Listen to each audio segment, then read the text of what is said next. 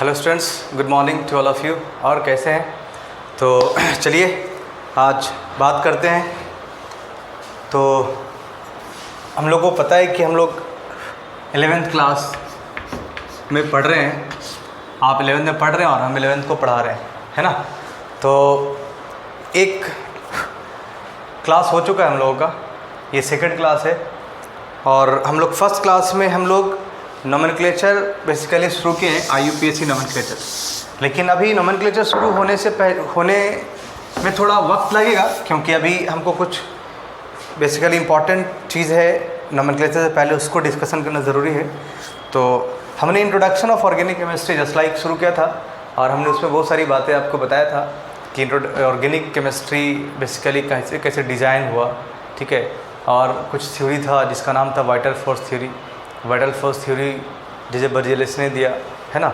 इसके बाद कुछ दिनों के बाद जे बर्जेलियस का ये थ्योरी ख़त्म हो गया।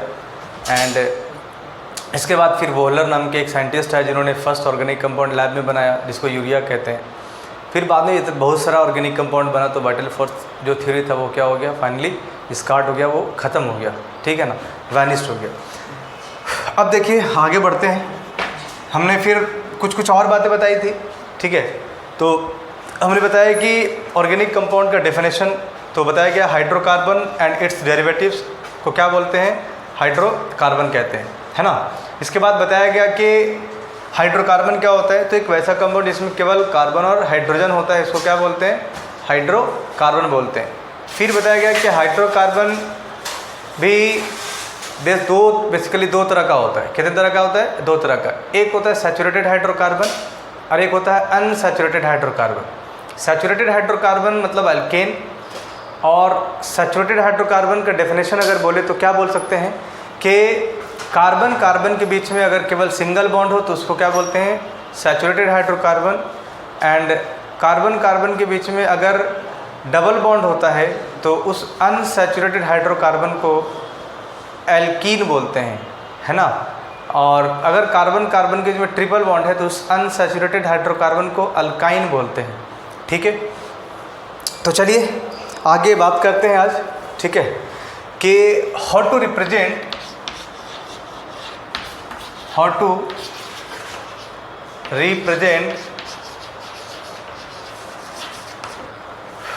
Organic molecules, organic compound. Organic compounds को कैसे आप रिप्रेजेंट करते हो, ठीक है ना। तो हम लोग बात कर रहे हैं किसकी, representation of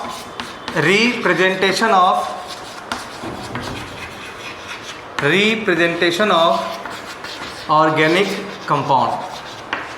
representation of organic compound, ठीक है। देखिए ऑर्गेनिक कंपाउंड को रिप्रेजेंट करने का बहुत सारा तरीका है। इसमें सबसे पहला जो वे है मॉलिक्यूलर फॉर्मूला। क्या? Molecular formula. क्या बोले? Molecular formula. देखिए जैसे एक एग्जांपल लिखते हैं इसका, ठीक है। C5H12। क्या? C5H12 जो इस टाइप का रिप्रेजेंटेशन होता है, उसको क्या बोलते हैं, मॉलिक्यूलर फार्मूला। यानी कि बोल सकते हैं कि मॉलिक्यूलर फार्मूला जो होता है बेसिकली वो किसी भी मॉलिक्यूल के अंदर या किसी भी कंपाउंड्स में जो भी एलिमेंट्स प्रेजेंट है वो उसका होल नंबर रेशियो बताता है। बात समझ में आ रही है? जैसे एक मॉलिक्यूल है जिसका मॉलिक्यूलर फार्मूला C5H12 है। क्या है? C5H12। अब एक बात समझना कि इस मॉलिक्यूल में क्या कौन कौन से एलिमेंट प्रेजेंट है, कार्बन एंड हाइड्रोजन। तो कार्बन और हाइड्रोजन का जो होल नंबर रेशियो रिप्रेजेंट करता है, जो रिप्रेजेंटेशन, उसको बोलते हैं मॉलिक्यूलर फार्मूला, ठीक है। यानी कि मॉलिक्यूलर फार्मूला अगर बोले तो क्या बताया गया, मॉलिक्यूलर फार्मूला के बारे में बोला गया। मॉलिक्यूलर फार्मूला बेसिकली जो होता है वो शोज द क्या, ये क्या दिखाता है, shows the whole number ratio of different type of elements present in any molecules. तो अगर आप लिखना चाहें मॉलिक्यूलर फार्मूला का डेफिनेशन तो आप लिख सकते हैं molecular formula basically shows the whole number ratio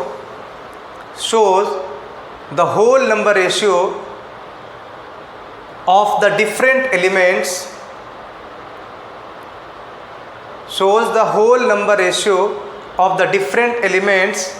present in a molecule. ठीक है, आगे बढ़िए. सेकेंड जो वे है इसको बोलते हैं स्ट्रक्चरल फॉर्मूला. क्या बोलते हैं? Structural formula. Structural formula. देखिए, स्ट्रक्चरल फॉर्मूला जो होता है उसको रिप्रेजेंट करने का दो तरीका होता है. एक होता है कंडेंस्ड स्ट्रक्चरल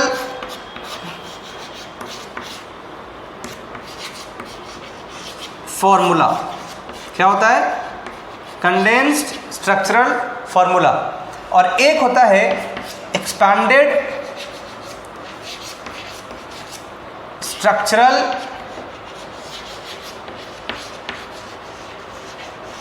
फॉर्मूला.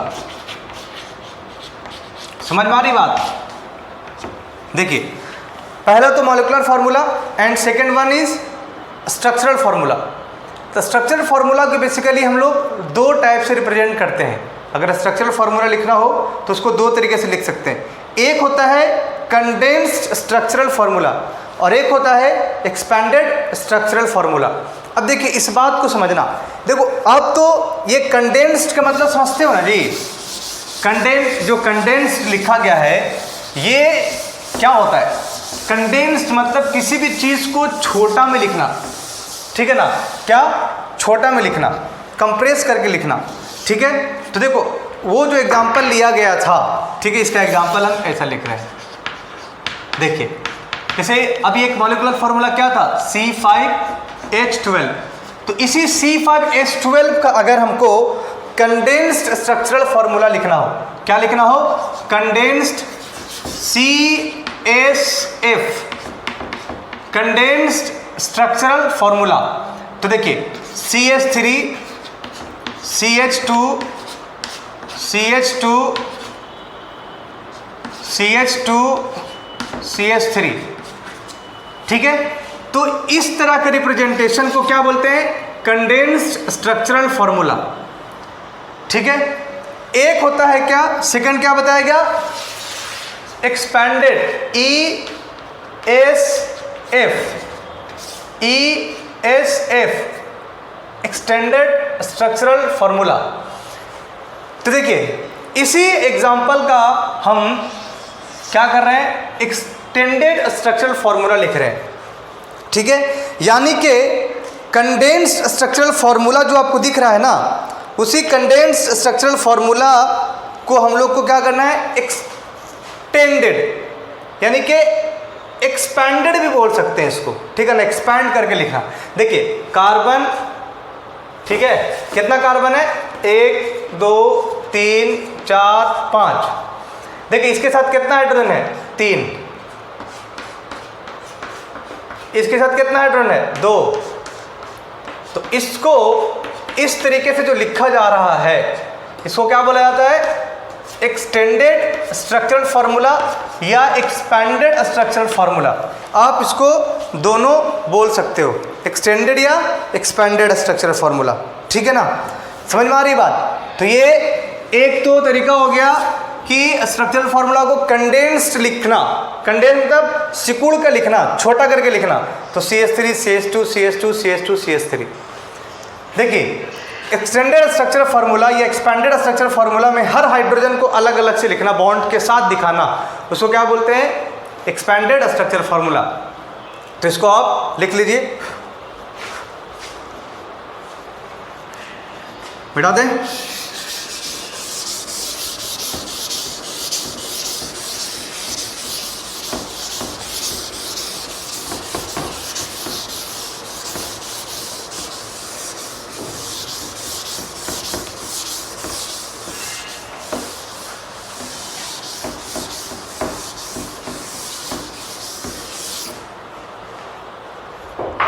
देखिए आगे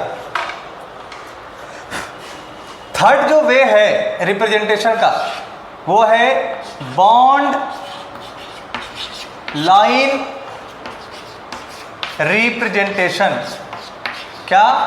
बॉन्ड लाइन रिप्रेजेंटेशन।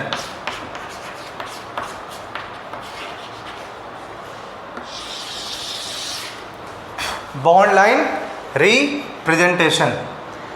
देखिए हम इसी एग्जाम्पल को C5H12 को बॉन्ड लाइन रिप्रेजेंटेशन में लिखना चाहे, ध्यान दीजिएगा भाई।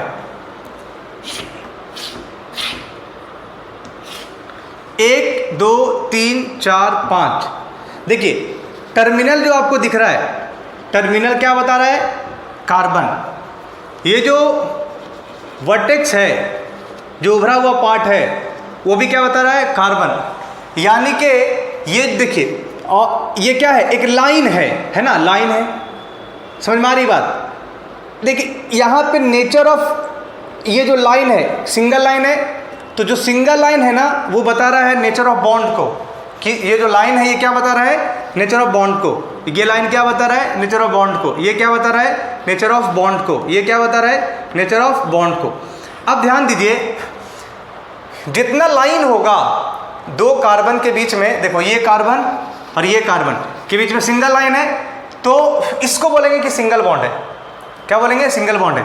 इसके इसके बीच में भी सिंगल लाइन है तो सिंगल बॉन्ड, इसके इसके बीच में सिंगल लाइन है तो सिंगल बॉन्ड। यानी कि जो लाइन का नेचर होता है वही बॉन्ड कहलाता है। यानी कि सिंगल लाइन है तो सिंगल बॉन्ड। समझ में आ रही बात? तो ये देखिए कार्बन, दूसरा कार्बन, तीसरा कार्बन, चौथा कार्बन, पांचवा कार्बन, तो 5 कार्बन को सिंगल बॉन्ड के साथ जोड़ा गया। देखिए अब एक बात, अभी जो आपको दिखा गया था ये याद कीजिए, अभी एक जो हम स्ट्रक्चरल फॉर्मूला को रिप्रेजेंट कर रहे थे कंडेंस्ड वाले में, तो ऐसा ही था ना, ऐसा ही था ना। देखिए CH3 single bond CH2 single bond CH2 single bond CH2 single bond CH3। तो ये जो है ये बॉन्ड यही वाला, देखिए एक बॉन्ड तो एक बॉन्ड, ये दूसरा बॉन्ड, ये दूसरा बॉन्ड, ये तीसरा बॉन्ड, ये तीसरा बॉन्ड, ये चौथा बॉन्ड, ये चौथा बॉन्ड। ठीक है, बात समझ में आ रही है? अब ध्यान दीजिए, एक कार्बन, दो कार्बन, तीन कार्बन, चार कार्बन, पांच कार्बन, 1 2 3 4 5 कार्बन। ठीक है, अब ध्यान दीजिए इसमें कितना हाइड्रोजन है? 3। तो यहाँ पे ये कार्बन जो है, आप जानते हैं कि कार्बन कितनी वैलेंसी रखता है? कार्बन की वैलेंसी कितनी होती है? देखिए कार्बन का एटॉमिक नंबर क्या होता है? 6 होता है ना। तो कार्बन का जब एटॉमिक नंबर 6 होता है, तो अगर आप इसका इलेक्ट्रॉनिक कॉन्फ़िगरेशन करोगे तो क्या होगा? 1s2 2s2 2p2। देखिए 2 2 4 2 6 हो गया। देखिए ये जो है 1 2 2 ये ऑर्बिट को बताता है। किसको? ऑर्बिट को। तो ये पहला ऑर्बिट, ये दूसरा ऑर्बिट, ये भी दूसरा ऑर्बिट। पहले ऑर्बिट में कितना इलेक्ट्रॉन? 2। दूसरे ऑर्बिट में कितना इलेक्ट्रॉन? 4। ठीक है ना। यानी कार्बन का ये न्यूक्लियस, ये पहला ऑर्बिट और ये सेकेंड ऑर्बिट। पहले ऑर्बिट में कितना इलेक्ट्रॉन? 2 इलेक्ट्रॉन। दूसरे में कितना इलेक्ट्रॉन? 4 इलेक्ट्रॉन। आउटरमोस्ट शेल में कितना इलेक्ट्रॉन होना चाहिए? 8 इलेक्ट्रॉन्स। आप पढ़े ना, ऑक्टेट पूरा होता है, कोई भी एलिमेंट ऑक्टेट पूरा करता है। जिसके बाहर वाले आउटरमोस्ट शेल में कितना इलेक्ट्रॉन है? 4 इलेक्ट्रॉन है। जिसको ऑक्टेट पूरा करना है तो ये 4 इलेक्ट्रॉन क्या करेगा? 4 इलेक्ट्रॉन उसको और चाहिए तो उसका ऑक्टेट पूरा होगा। तो 4 डिफरेंट या किसी भी 4 तरह से वो बॉन्ड बना सकता है। कार्बन 4 बॉन्ड्स बना सकता है। ठीक है ना। और ध्यान रखना, कार्बन जो है हमेशा क्या बनाता है? कोवैलेंट बॉन्ड बनाता है। अब ध्यान दीजिए, तो कार्बन को 4 बॉन्ड बनाना है। तो देखिए ये कार्बन तो एक बॉन्ड बना के रखा हुआ है, तो 3 बॉन्ड चाहिए, तो 3 हाइड्रोजन दिया गया था। इस कार्बन को देखोगे तो एक बॉन्ड इधर से और एक बॉन्ड इधर से, मतलब ये कार्बन कितना बॉन्ड बनाया हुआ है? 2 बॉन्ड। 2 बनाना है तो 2 हाइड्रोजन लिखा गया था। इस कार्बन की बात करें तो एक बॉन्ड इधर से और एक बॉन्ड इधर से, 2 बॉन्ड पूरा है, 2 बाकी है, 2 हाइड्रोजन लिख देंगे। इस कार्बन की बात करें तो एक इधर से और एक इधर से, 2 बॉन्ड पूरा हो चुका है, 2 बाकी है, 2 लिख देंगे। इस कार्बन का एक ही बॉन्ड है, ठीक है, एक बॉन्ड है, कितना बॉन्ड बाकी है? 3, तो 3 लिखा गया। तो इस रिप्रेजेंटेशन को क्या बोलते हैं? Bond line representation. समझ में आ रही बात? क्लियर है? ठीक है, अब ध्यान दीजिए, लिखते हैं भाई आगे नेक्स्ट एग्जाम्पल। जो आपको लिखना वो सारा कुछ लिख सकते हो भाई, वीडियो पॉज करके, आप वीडियो को रोक करके आप लिख लेना। देखिए ध्यान दीजिए, ऐसा रिप्रेजेंटेशन है। देखिए यहाँ पे तो सिर्फ लाइन दिख रहा है, तो लाइन से जो रिप्रेजेंट किया जा रहा है उसको क्या बोलते हैं, बॉन्ड लाइन रिप्रेजेंटेशन। देखिए आपको बताया गया जितना किनारा है वो किनारा जो टर्मिनल होता है वो बॉन्ड है। तो एक किनारा ये, दूसरा किनारा ये, सॉरी जो किनारा होता है वो क्या होता है, कार्बन। तो एक किनारा ये और एक किनारा ये, यानी कि इधर भी कार्बन और इधर भी कार्बन, इधर भी कार्बन और इधर भी कार्बन, और ये उठा हुआ पार्ट, ये भी उठा हुआ पार्ट क्या होगा, ये भी कार्बन, इधर भी कार्बन इधर भी कार्बन। समझ में आ रही बात। तो यहाँ पे कार्बन कार्बन के बीच में कैसा लाइन है, सिंगल लाइन, मतलब सिंगल बॉन्ड इसके बीच में। इधर क्या है, इधर भी सिंगल लाइन है तो सिंगल बॉन्ड, इधर क्या है डबल लाइन है तो डबल बॉन्ड। समझ में आ रही बात। तो देखो अगर हम इसको लिखना चाहें कंडेंस, ये क्या है, ये है बॉन्ड लाइन रिप्रेजेंटेशन। ये क्या है, बॉन्ड लाइन रिप्रेजेंटेशन। अगर हम इसका कंडेंस्ड स्ट्रक्चरल फॉर्मूला लिखना चाहें, इसका अगर कंडेंस्ड स्ट्रक्चरल फॉर्मूला लिखना चाहें तो देखियो कार्बन, फिर सिंगल बॉन्ड कार्बन, फिर सिंगल बॉन्ड कार्बन, और यहाँ पे डबल बॉन्ड कार्बन। थोड़ा इधर लिख देते हैं, carbon single bond carbon, single bond carbon, और लास्ट में कार्बन डबल बॉन्ड कार्बन है तो डबल बॉन्ड कार्बन। देखो ये कार्बन इधर से कितना बॉन्ड बनाया हुआ है, एक बॉन्ड। इसको कितना बाकी है ऑक्टेट पूरा करने के लिए, मतलब कार्बन कितना बॉन्ड बनाता है, 4। तो एक बॉन्ड तो बना चुका है ये कार्बन इससे, तो 3 बाकी है तो 3 हाइड्रोजन लिख देंगे। इस कार्बन की बात करें तो ये कार्बन कितना बॉन्ड बनाया हुआ है, एक इधर से और एक इधर से, तो 2 बॉन्ड है, कितना बाकी है 2, तो यहाँ पे 2 हाइड्रोजन लिख देंगे। ठीक है। इस कार्बन की बात करो, ये कार्बन इधर से डबल बॉन्ड इधर सिंगल, तो कितना बॉन्ड है 3 बॉन्ड, एक बाकी है तो 1 हाइड्रोजन लिख दो। और यहाँ पे ये कार्बन कितना बॉन्ड बनाया हुआ है, डबल बॉन्ड, कितना बाकी है 2, तो 2 हाइड्रोजन लिख दो। ये इसका क्या हो गया, कंडेंस्ड स्ट्रक्चरल फॉर्मूला। अगर इसी का मॉलिक्यूलर फार्मूला लिखना चाहे, क्या लिखना चाहे, मॉलिक्यूलर फार्मूला। मॉलिक्यूलर फार्मूला को शॉर्ट में एमएफ लिखते हैं। क्या लिखते हैं, M for molecular, A for formula. तो देखो कितना कार्बन है, 1 2 3 4, तो होल नंबर रेशियो में जो रिप्रेजेंट होता है उसको क्या बोलते हैं, मॉलिक्यूलर फार्मूला। तो 1 2 3 4, 4 लिख दो, C4, क्या लिख दो, C4। हाइड्रोजन कितना, 3 2 5, 1 6 और 2 8, तो C4H8। ये क्या है, इसका मॉलिक्यूलर फार्मूला। समझ में आ रही बात। चलिए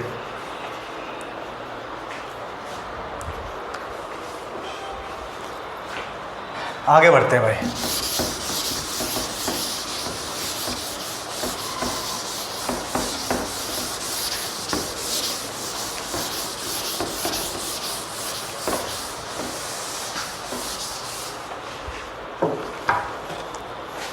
देखिए कुछ बॉन्ड लाइन नोटेशन है, आप इसको देखिए। हम बॉन्ड लाइन रिप्रेजेंटेशन लिख रहे हैं, आपको कंडेंस्ड स्ट्रक्चरल फार्मूला लिखना है और मॉलिक्यूलर फार्मूला लिखना है आपको, ठीक है।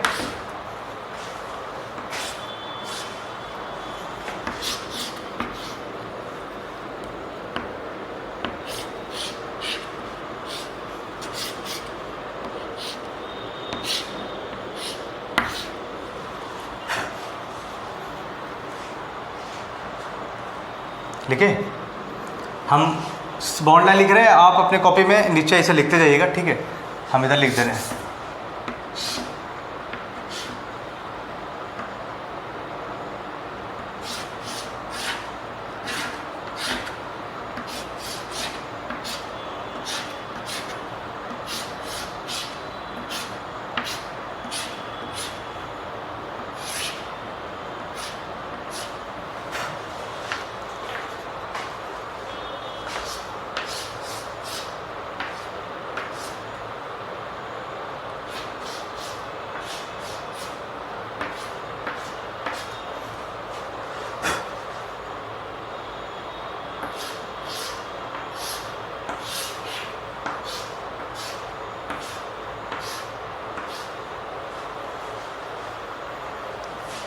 लिखिए,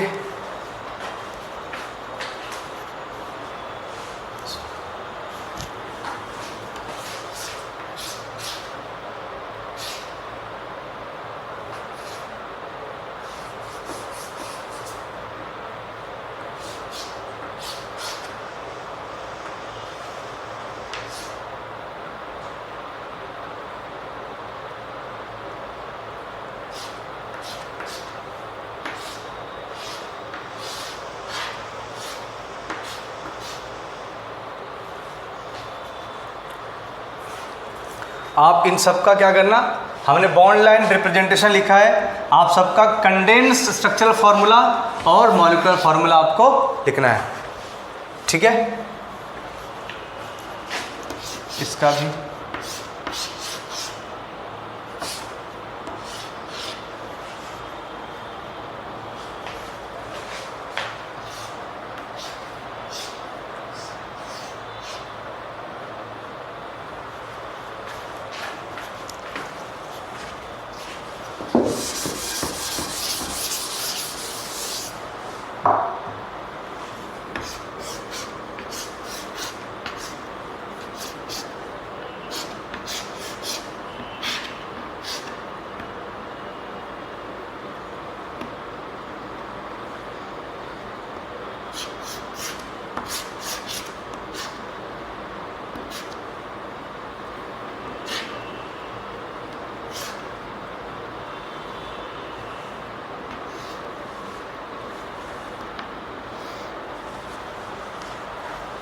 चलिए इसको फटाफट लिखिए।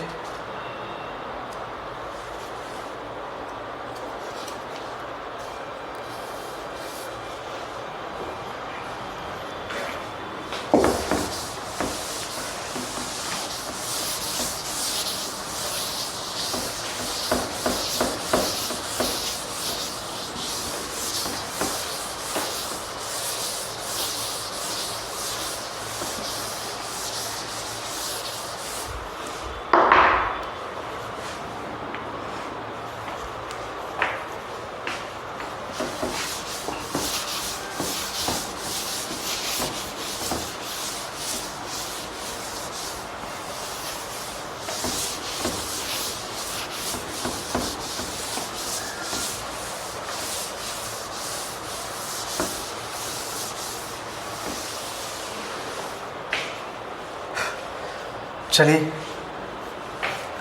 आगे लिखिए।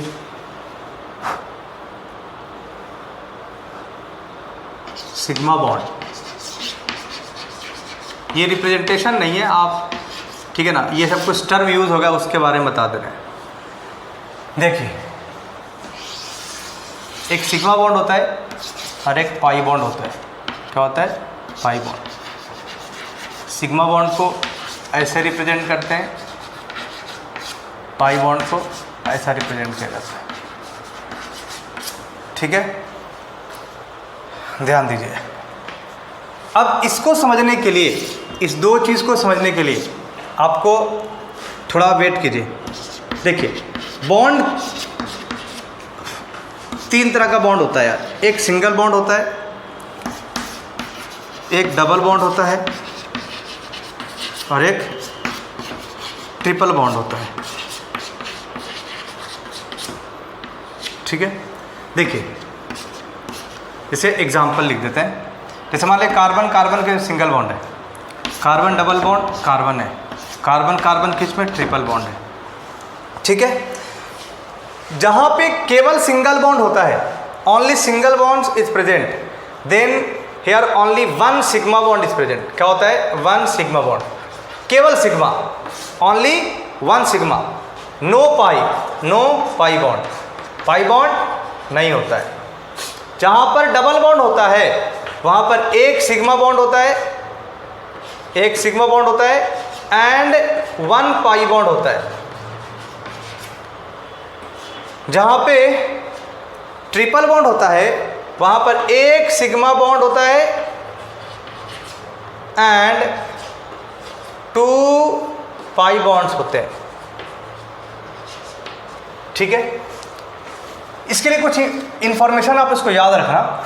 सिग्मा बॉन्ड स्ट्रॉन्ग होता है। क्या होता है? सिग्मा बॉन्ड क्या होता है? स्ट्रॉन्ग बॉन्ड होता है। पाई बॉन्ड क्या होता है? वीक बॉन्ड होता है, कमजोर होता है, ठीक है। समझ में आ रही बात? तो जहां पे आपको केवल सिंगल बॉन्ड दिखे, जहां पे केवल क्या दिखे? सिंगल बॉन्ड दिखे, वहां पे क्या होगा? Only sigma bond, only sigma bond, one sigma bond. जहां पे डबल बॉन्ड हो वहां पर एक सिग्मा और एक पाई, एक सिग्मा और एक पाई, ठीक है, एक sigma and one pi bond. जहाँ पे ट्रिपल बॉन्ड हो वहाँ पर एक सिग्मा एंड 2 पाई बॉन्ड। समझ में आ रही बात? चलिए तो आप इसको लिख लीजिए।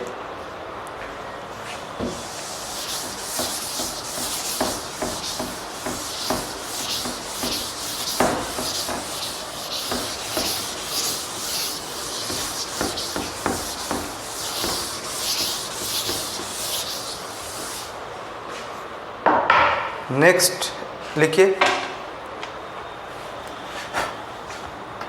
हाइब्रिडाइजेशन।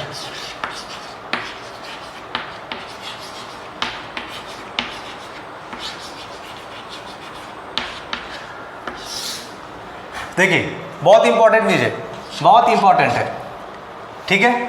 देखिए देखो हाइब्रिडाइजेशन आपको यहां नहीं पढ़ना है, यहां नहीं पढ़ना है मतलब समझ में नहीं आया। मतलब हाइब्रिडाइजेशन जो है ना 11th में एक चैप्टर है इनऑर्गेनिक केमिस्ट्री के अंदर, इसका नाम है केमिकल बॉन्डिंग। क्या नाम है? Chemical bonding.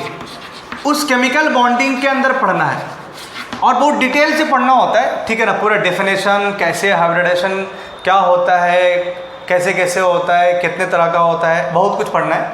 बट हम लोग ऑर्गेनिक में इस जगह पे केवल हम पढ़ेंगे हाउ टू कैलकुलेट या हाउ टू डिटरमाइन हाइब्रिडाइजेशन। यहाँ पे हम क्या पढ़ेंगे हाइब्रिडाइजेशन के बारे में?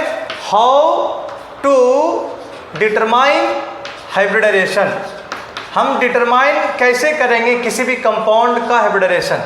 How to determine hybridisation.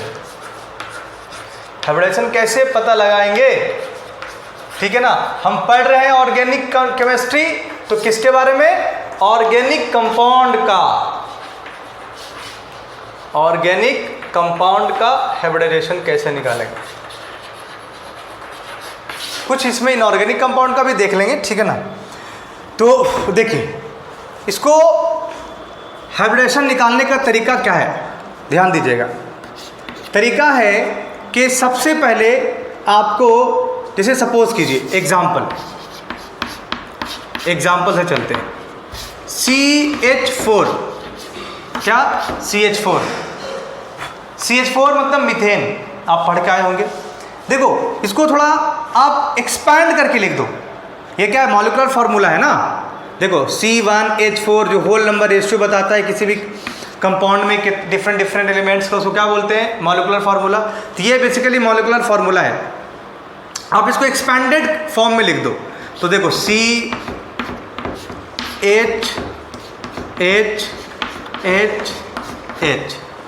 ठीक है। अब ध्यान दीजिए एक बात कि हाइब्रिडाइजेशन हमेशा सेंट्रल एटम का निकलता है। किसका निकलता है? सेंट्रल एटम का हाइब्रिडाइजेशन निकाला जाता है। यानी कि अगर आपसे पूछा है CH4 का हाइब्रिडाइजेशन बताइए, सवाल क्या पूछा है कि CH4 का हाइब्रिडाइजेशन क्या होता है, मतलब आपको उसके कार्बन का हाइब्रिडाइजेशन निकालना है। क्यों? कार्बन ही तो बीच में है ना, हाइड्रोजन कहाँ है? सब तो हाइड्रोजन किनारे है ना। समझ में आ रही बात कि नहीं आ रही है? तो सेंट्रल एटम का हाइब्रिडाइजेशन डिटरमाइन किया जाता है। अब ध्यान दीजिए, तो पहली बात तो समझ में आ गई कि हाइब्रिडाइजेशन किसका निकलता है? सेंट्रल एटम का। अब आगे बढ़ते हैं। अब हाइब्रिडाइजेशन निकालते कैसे हैं? हाइब्रिडाइजेशन निकालने के लिए हमको क्या क्या चीज़ चाहिए? देखिए total number of sigma bond, क्या? ध्यान रखिएगा, क्या? Total number of sigma bond, ये आपको निकालना है। क्या? Total number of sigma bond. या अगर लोन पेयर हो, total number of lone pair.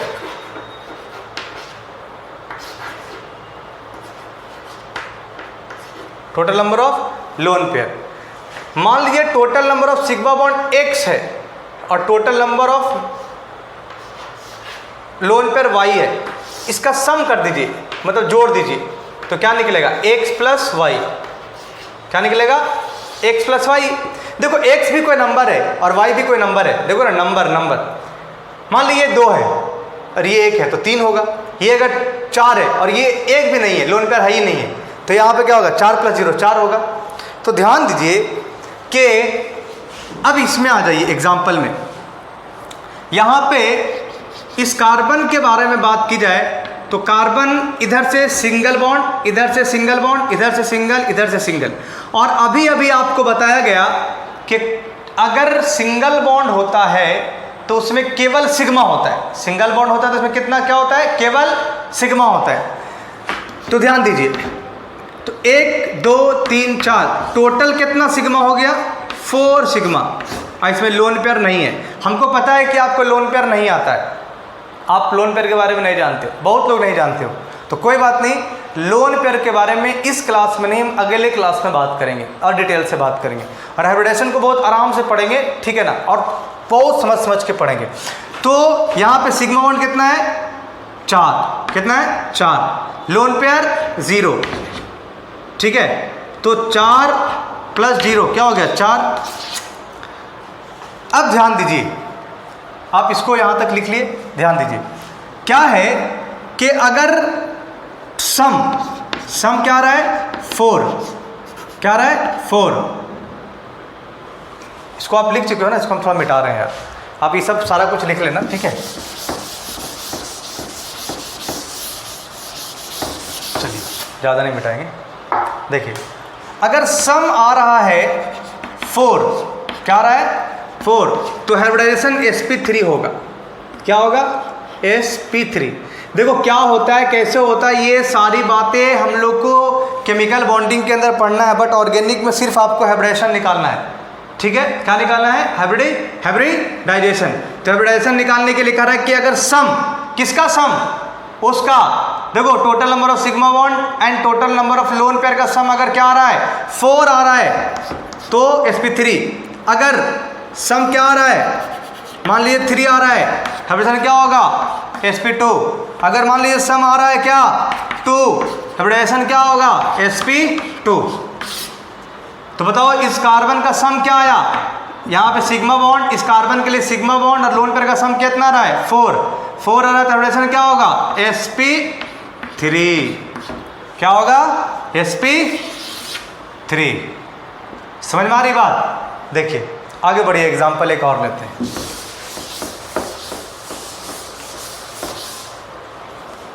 इसे मान लीजिए CH2 double bond CH2 double bond CH2 और बोला गया कि इस कार्बन का हाइब्रिडेशन निकालिए, ठीक है। देखो ये है कंडेंस्ड फॉर्मूला लिखा हुआ, कंडेंस्ड स्ट्रक्चर फॉर्मूला। अभी आप क्या करो, किसको अभी शुरू कर रहे हो ना, तो आप हर चीज़ को करो, आप इसको एक्सपैंड करके लिख दो। क्या? एक्सपैंड करके। तो एक्सपैंड करके लिखो C डबल बॉन्ड C और 2 हाइड्रोजन, तो 2 हाइड्रोजन, इधर भी 2 हाइड्रोजन, इधर भी 2 हाइड्रोजन। अब ध्यान दीजिए, इस कार्बन का आपको हाइब्रिडेशन निकालना है, ठीक है। और हाइब्रिडेशन निकालने के लिए तरीका बताया गया कि आपको सिग्मा बॉन्ड देखना है और लोन पेयर देखना है। अब ध्यान दीजिए, हमने आपको बताया है कि कार्बन मतलब जहाँ कहीं भी सिंगल बॉन्ड हो, जहाँ कहीं भी सिंगल बॉन्ड हो तो वहाँ पर केवल सिग्मा होता है, और जहाँ पे डबल बॉन्ड हो वहाँ पर सिग्मा और पाई दोनों होता है। तो देखिए यहाँ पर तो केवल सिंगल बॉन्ड है तो 1 सिग्मा, इधर भी सिंगल बॉन्ड है तो 2 सिग्मा, और यहाँ पे डबल बॉन्ड है। और याद कीजिए अभी अभी हमने आपको बताया डबल बॉन्ड में 1 सिग्मा और 1 पाई होता है। देखो यानी कि यहाँ पर 1 सिग्मा, इधर 1 सिग्मा और यहाँ पर 1 सिग्मा, ठीक है। तो 1 1 1 तो कितना हो गया टोटल? 3। क्या हो गया? 3। अगर सम आ जाए 3 तो हाइब्रिडेशन क्या होगा? sp2। गुड, ठीक है। तो इस तरीके से हम लोग हाइब्रिडेशन को कैलकुलेट करते हैं, डिटरमाइन करते हैं, ठीक है। तो आई होप कि जहाँ तक अभी आपको बताया गया वो समझ में आ गया होगा, ठीक है। तो हाइब्रिडेशन के बारे में डिटेल कल बात करेंगे बहुत आराम से, ठीक है। कल in the sense next class में, जब भी क्लास हो तो आप सारी चीज़ को अच्छे से लिख लो। जो लास्ट डे पढ़ाया गया था उसको भी एक बार अच्छे से पढ़ लेना, आज जो पढ़ाया गया उसको पढ़ लेना, ठीक है। और कुछ वर्क दिया गया है, आप उस वर्क को करके लाइएगा, ठीक है। फिर नेक्स्ट हम लोग हाइब्रिडेशन को डिटेल से पढ़ेंगे, ठीक है। Okay, bye bye.